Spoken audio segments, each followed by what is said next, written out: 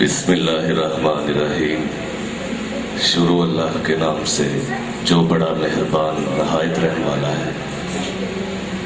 सबसे पहले मैं अपने सीनियर दोस्तों से इजाज़त चाहता हूँ, उसके बाद अपने आने वाले मुअज़्ज़ज़ मेहमानों से इजाज़त चाहता हूँ।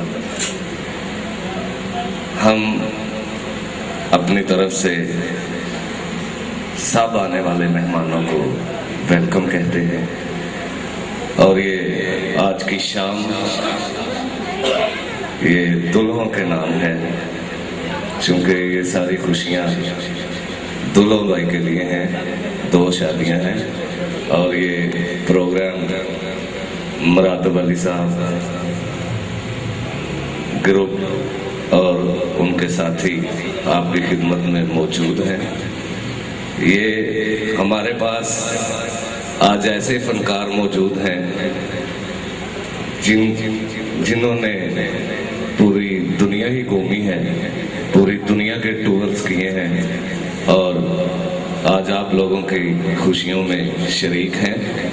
और ये आज का प्रोग्राम ज़ेरे सदारत जनाब पीर सैयद सादिक हुसैन शाह साहब के ज़ेरे सदारत है और इस प्रोग्राम में पाकिस्तान के मायानाज गुलकार हजरात और एक्सपर्ट म्यूजिशियन हजरात तशरीफ लाए हुए हैं। बाकायदा प्रोग्राम का आगाज करते हैं।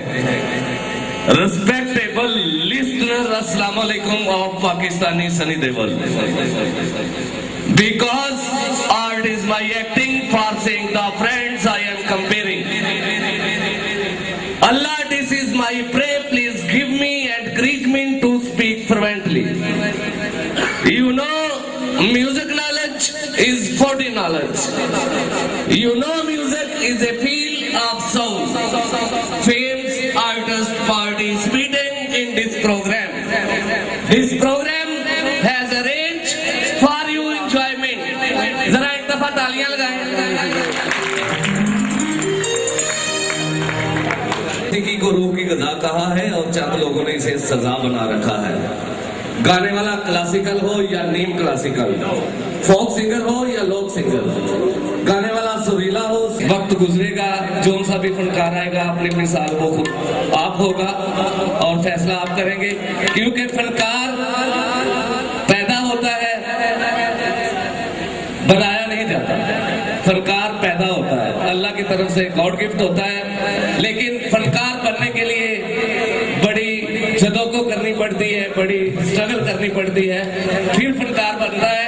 क्योंकि किसी ने फनकार के लिए कहा है पंजाबी में कि कल्ला होवे ते सोचा दे खोले गुंजल, कल्ला होवे ते झूठ सच दा मारका होवे जिथे ओथे चमकदा तेग दी तार बनदा ते निरे हुसन दा नाई नहीं फन नाजिश, निरे हुसन दा नाई नहीं फन नाजिश.